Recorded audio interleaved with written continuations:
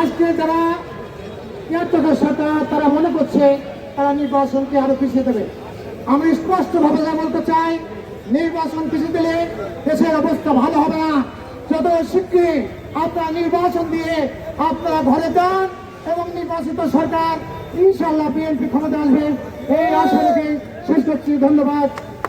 আমার বেগম খালেদা ধন্যবাদ, তার কেমন ধন্যবাদ। বাংলাদেশ 46 বছরের পদযাত্রায় বিভিন্ন চলে আমাদের শরীরের শেষ রক্তবিন্দ দিয়ে হলো ছাত্রদলের মধ্যে রক্ষা করবো ইনশাআল্লাহ।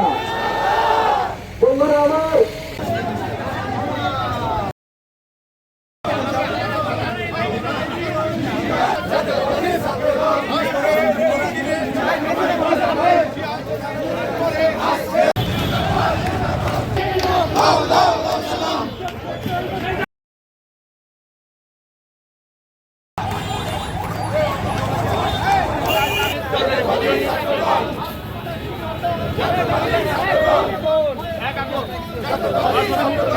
দূরে যাও, দূরে যাও।